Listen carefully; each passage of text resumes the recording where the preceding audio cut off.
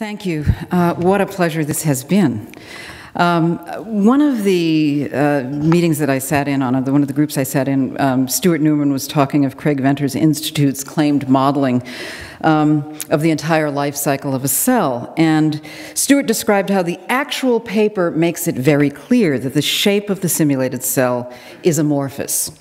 But for purposes of rendering it graphically for the magazine article, Stuart at least described it as being a cylinder with two big balls on either end, and all I could think of was a barbell.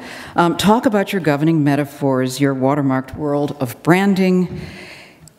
And it made me think about how this framing is a matter of depiction, of taking what is amorphous, what is emerging, and putting it into these concrete shapes that make us think in one way or the other.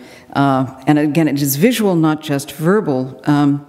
I told you, some of you, about attending a conference with Anne Wojcicki about 2 or 3 months ago, and she was the featured speaker at it. And even before she opened her mouth, the poster just for the conference was powerfully suggestive of the values embedded in her talk. And her talk was entitled, "Deleterious Me, Whole Genome Sequencing 23andMe and the Crowdsourced Healthcare Revolution,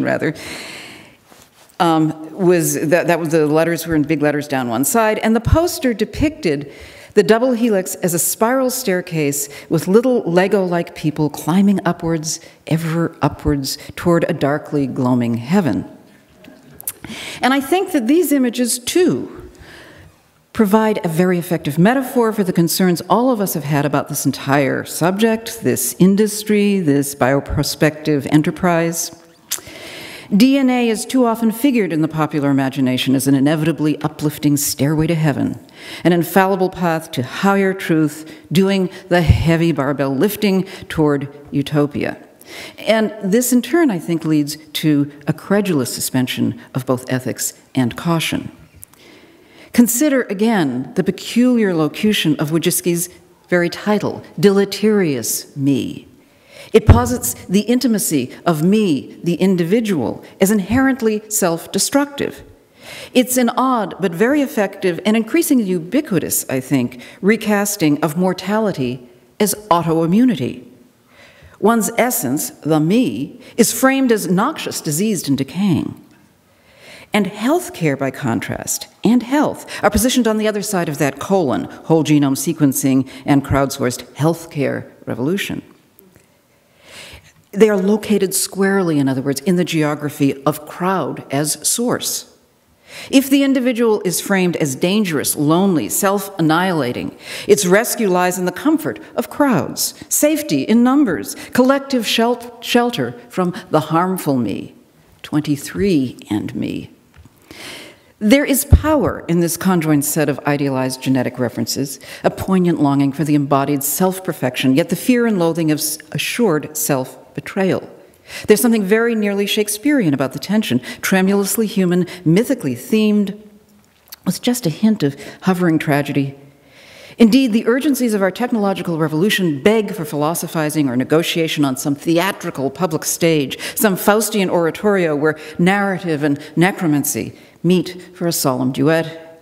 It's why I loved the performances and artwork, Doug Pett, Paul Venus, last night. We need more of that as a kind of unifying and creative expression for what is amorphous and needs to be shaped humanely.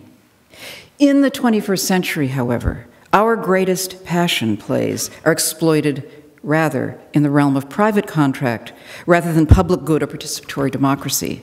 So it is that privately held companies like 23andMe can own, store, and resell to anyone the most elemental biological markers of individual identity while marketing themselves as direct-to-consumer purveyors of, quote, personal self-knowledge.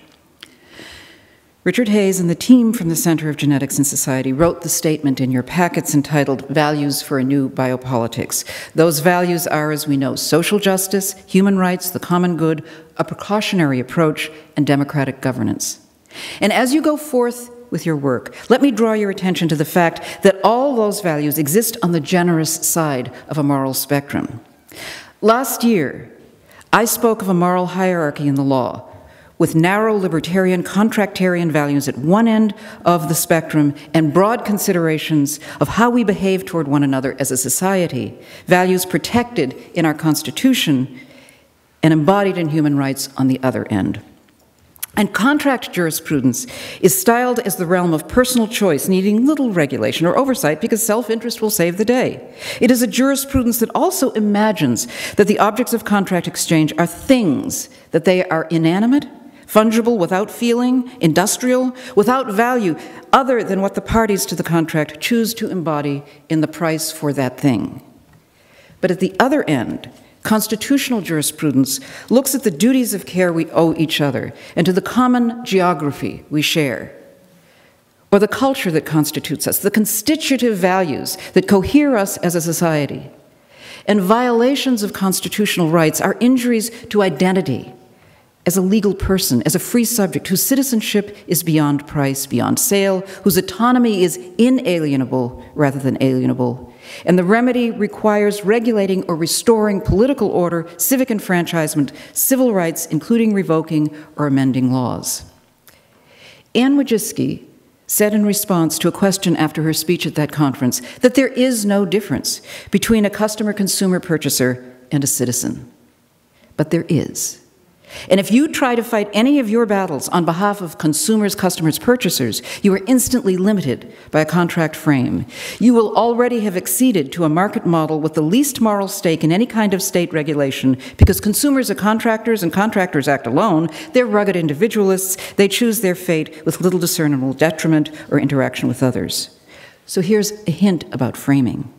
Lawsuits, actions styled as tort crimes, human rights, or constitutional law will tend to have a greater societal and therefore structural impact than those brought in contract. In order to recognize the human interest, the personhood of people, you need to root claims in language that invokes the values of citizenship and the values listed in that memo. And I offer this as something to bear in mind as you frame either legal claims or political action.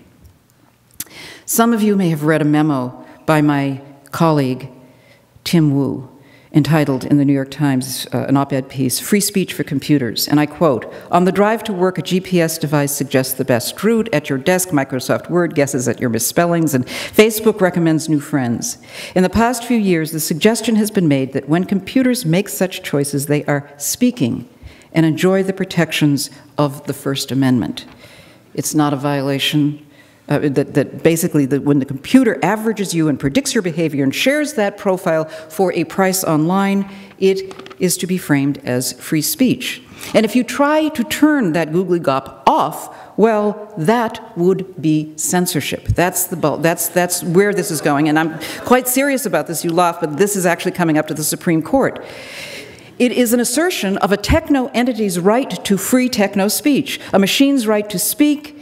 It is conceptually akin to the corporation's expanded right of personhood in Citizens United, and automaton's access to constitutional right to human rights, all while we, the ones who we today think of as actual and fleshed human beings, citizen beings, become more and more dispossessed, exiled in a land of their own purchase. And the privileges and immunities of citizenship will instead accrue to not merely Homo economicus, not even Homo faber, or man the creator, but man the manufactured.